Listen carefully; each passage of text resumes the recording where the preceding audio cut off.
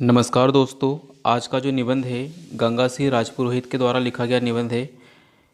Topic जो है राष्ट्र के भविष्य का निर्माण उसकी कक्षा में होता है।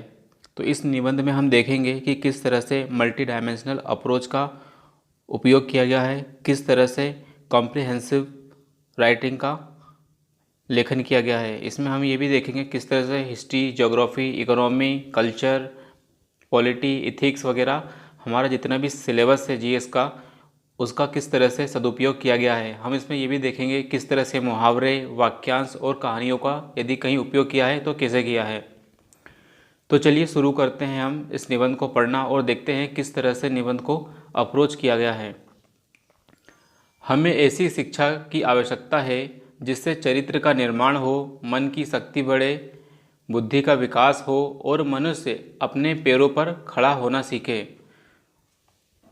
स्वामी विवेकानंद की ये पंक्तियाँ हमें बताती है कि किसी भी राष्ट्र का निर्माण और उस राष्ट्र की उन्नति की आधारशिला शिक्षा व्यवस्था के द्वारा ही रखी जाती है।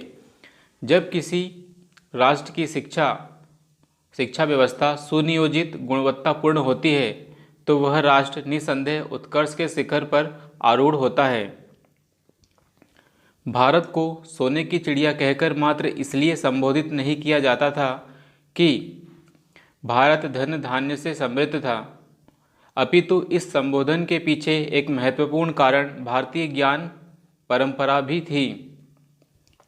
भारतीय संदर्भ में शिक्षा व्यवस्था प्राचीन समय से ही सुव्यवस्थित रही है।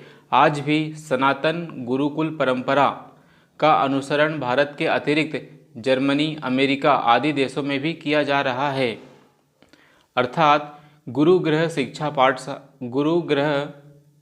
अर्थात पाठशाला में अध्ययन अध्यापन की परंपरा का विकसित स्वरूप तक्षशिला नालंदा विक्रमशिला विश्वविद्यालय के रूप में देखा जा सकता है। गोस्वामी तुलसीदास जी ने भी रामचरितमानस में राजा राम की कक्षीय वातावरण के संबंध में लिखा है, गुरु गृह गए पढ़न रघुराई, अल्पकाल विद्या सब पाई।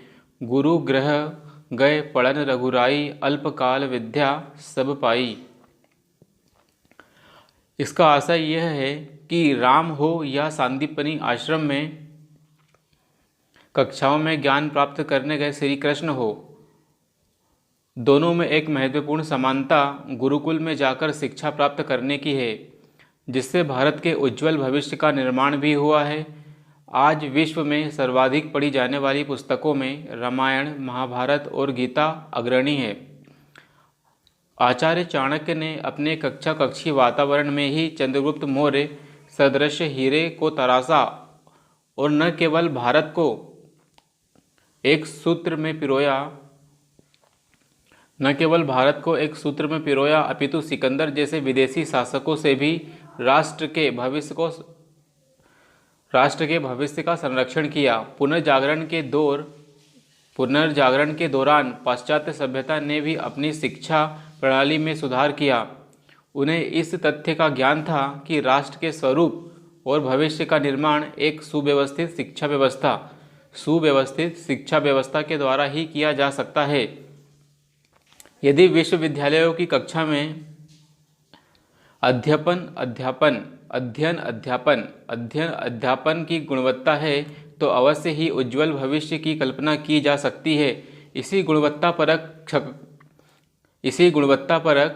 कक्षीय वातावरण का परिणाम 21वीं शताब्दी में विज्ञान के क्षेत्र में नेतृत्व करती पाश्चात्य सभ्यता के रूप में परिलक्षित हुआ। मतलब 21वीं शताब्दी में जो पाश्चात्य सभ्यता है जिसने जिस तरह का नेतृत्व कर रही है उसके रूप में परिलक्षित हुआ।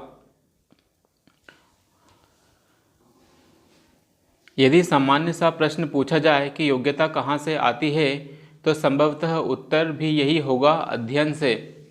अध्ययन हेतु दो प्रमुख मार्ग हैं, एक तो स्वाध्याय का और दूसरा विद्यालय का। इन दोनों में से प्राथमिकता विद्यालय को ही प्राप्त होती है, क्योंकि विद्यालय में योग्य अध्यापकों के द्वारा अध्यापन कराया जाता है। इसी के परिणाम में से एक होता है स्वाध्याय। मतलब शुरुआत में हमें प्राथमिक विद्यालय की आवश्यकता होती है, वहाँ हमें बेहतर टीचर मिलते हैं और टीचर मिलने के बाद ही हम स्व अध्याय की ओर आगे बढ़ सकते हैं। वस्तुतः अध्ययन, अध्यापन, स्व अध्याय, अध्ययन, अध्यापन, स्व अध्याय, ज्ञान प्राप्ति, ये एक श्रृंखला की भांति सूत्रबद्ध होते हैं। राजा राम मोहन राय, स्वामी दयानंद सरस्वती, विवेकानंद, महात्मा गांधी, भीमराव अंबेडकर, अब्दुल कलाम आदि महान विभूतियों की महानता प्राप्त करने तथा राष्ट्र के निर्माण में इनके योगदान के मूल में विद्यालय तथा गुरुओं का महत्वपूर्ण योगदान रहा है। भारतीय संदर्भ में कला, साहित्य, व्यापार, सेवा, खेल, विज्ञान आदि क्षेत्र में विभिन्न महान व्यक्तियों का विकास हुआ है। ये सभी व्यक्तित्व विद्यालय के वातावरण से गुजरकर और शिक्षा में अध्ययन करने के पश्चात सफल हुए हैं। ध्यातव्य है कि इस नव निर्माण में भी आज कक्षीय वातावरण की महत्वपूर्ण भूमिका है। यहाँ यह स्पष्ट होना चाहिए कि कक्षा से आशय क्या है। क्या प्राथमिक, माध्यमिक और उच्च शिक्षा प्राप्ति हेतु शिक्षा? क्या प्राथमिक, माध्यमिक और उच्च शिक्षा प्राप्ति करने हेतु शिक्षा है, या कौशल विकास हेतु प्रदान की जाने वाली कक्षाएं इसका भाग हो सकती हैं? इन प्रश्नों के उत्तर को यदि व्यापक दृष्टि से देखा जाए तो प्रत्येक उस कक्षा में पूर्वोक्त कक्षा की परिभाषा में सम्मिलित किया जा सकता है जिससे ज्ञान की प्राप्ति संभव हो। इस प्रकार कक्षा में प्राथमिक शिक्षा से उच्च शिक्षा तक की कक्षा, व्यावसायिक शिक्षा हेतु कक्षा अथवा विशिष्ट कक्षाएं जैसे चंद्रयान प्रक्षेपण और मंगल मिशन हेतु प्रदत्त कक्षाएं भी सम्मिलित की जा सकती हैं। शिक्षा से किसी देश के भविष्य का निर्माण तो होता ही है, किंतु सदैव कुछ चुनौतियां भी उत्पन्न हो जाती हैं। हालांकि इस संबंध में नेल्सन मंडेला के विचार उल्लेखनीय हैं। हमें शिक्षा पर ध्यान केंद्रित करना चाहिए क्योंकि शिक्षा के द्वारा ही विश्व की सभी समस्याओं को समाप्त किया जा सकता है। शिक्षा के लिए उत्पन्न होने वाली चुनौतियों को निम्न बिंदुओं के माध्यम से विश्लेषित किया जा सकता है। पहला है गुणवत्तापूर्ण शिक्षा व्यवस्था का अभाव। मतलब आज भारत में गुणवत्तापूर्ण शिक्षा के स्थान पर डिग्रियां बांटने पर जोर दिया जा रहा है। धन बल के माध्यम से डॉक्टर, इंजीनियर तैयार देखे जा सकते हैं, जो एक कटु सत्य है। योग्य छात्र सरकार के स्थान पर निजी क्षेत्र का रुख करने से नहीं हिचकिचाते हैं। विद्यालयी कक्षाओं को प्राथमिकता देने के स्थान पर कोचिंग संस्थाओं को वरीयता दी जा रही है। इससे विद्यालयी कक्षा में गुणवत्ता का ह्रास भी हमें देखने को मिल रहा है।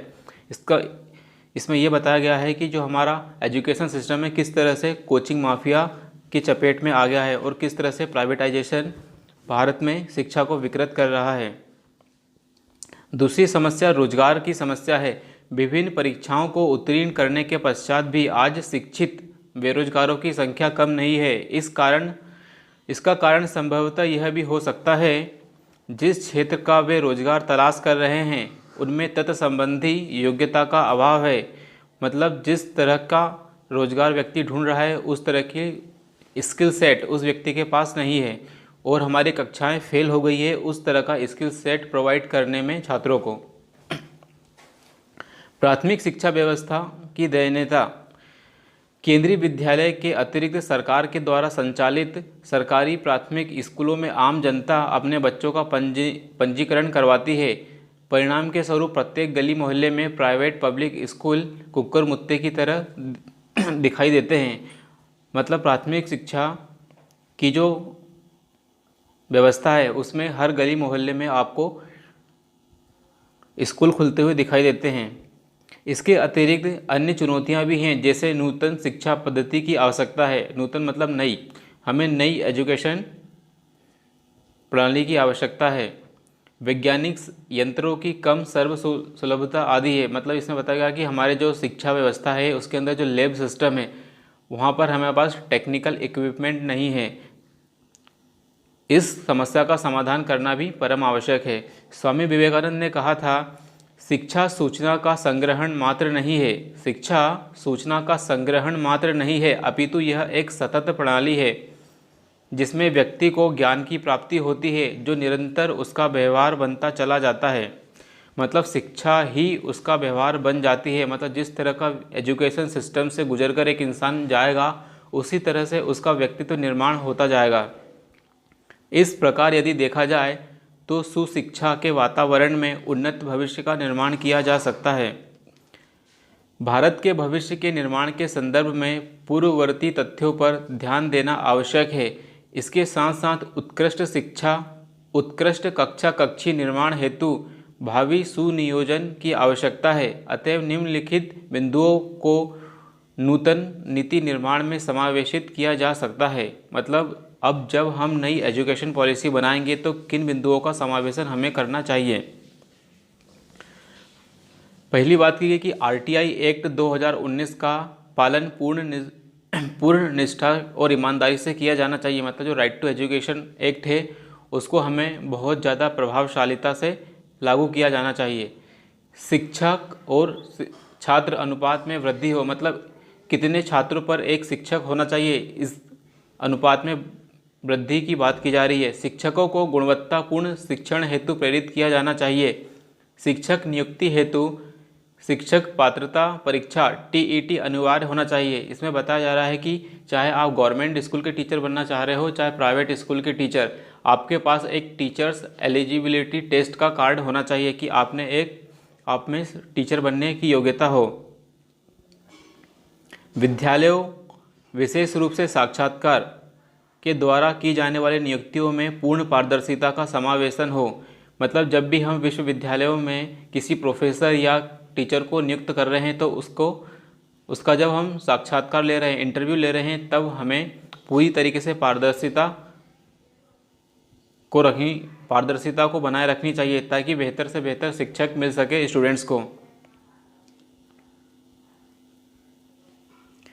व्यावसायिक व तकनीकी शिक्षा प्रदान करने के वातावरण का निर्माण करना चाहिए, क्योंकि हम आज 21वीं शताब्दी का युग है और ये पूरा का पूरा टेक्नोलॉजी पर आधारित युग है। इसलिए हमारे पास 21वीं शताब्दी के कौशल युक्त मानव संसाधन होने चाहिए। निगमित सामाजिक उत्तरदायित्व, मतलब इसको बोलते हैं corporate social responsibility. Corporate social responsibility के तहत उच्च शिक्षा में खर्च को बढ़ाकर अंतर्राष्ट्रीय स्तर के शोध हेतु प्रोत्साहन किया जाना चाहिए। इस पॉइंट में ये बताया जा रहा है कि भारत की जो शिक्षा प्रणाली है उसमें हमें R&D की बहुत ज़्यादा ज़रूरत है, रिसर्च एंड डेवलपमेंट की बहुत ज़्यादा ज़रूरत है। यदि हमारे पास फंड की कमी है तो हमारे पास जो अतिरिक्त फंड है वो आ सकता है कारपोरेट सोशल रिस्पॉन्सिबिलिटी के तहत। अतः यह स्पष्ट है कि कक्षा कक्षी वातावरण से ही राष्ट्र का स्वर्णिम भविष्य निर्मित होता है। यद्यपि कुछ चुनौतियां अवश्य है और विद्यमान भी हैं जिन्हें अवसर की भांति देखना चाहिए। उनमें सुधार करके राष्ट्रीय भविष्य को और अधिक चमत्कृत किया जा सकता है। यदि शिक्षा में गुणवत्ता होगी, राष्ट्र की महानता के गुणगान होने की पूर्ण संभावना है। सो दोस्तों, इसमें हमने देखा कि किस तरह से महापुरुषों का उपयोग किया गया है कि किस महापुरुष ने किस तरह की बातें की है, किस तरह से हमने सांस्कृतिक पहलुओं और हिस्टोरिक पहलुओं का उपयोग किया है, और जब अंत में हमने निष्कर्ष देखा है, मतलब सारांश देखा है, तो उसमें हमने एक पॉजिटिव अप्रोच को देखा है, आशावादी दृष्टिकोण को भी देखा है। तो इसी तरह से हमें अपने निबंध का दृष्टिकोण विकसित करना है और मल्टी डायमेंशनल अप्रोच लेते हुए अपना निबंध बहुत ही कॉम्प्रिहेंसिव रूप से लिखना है।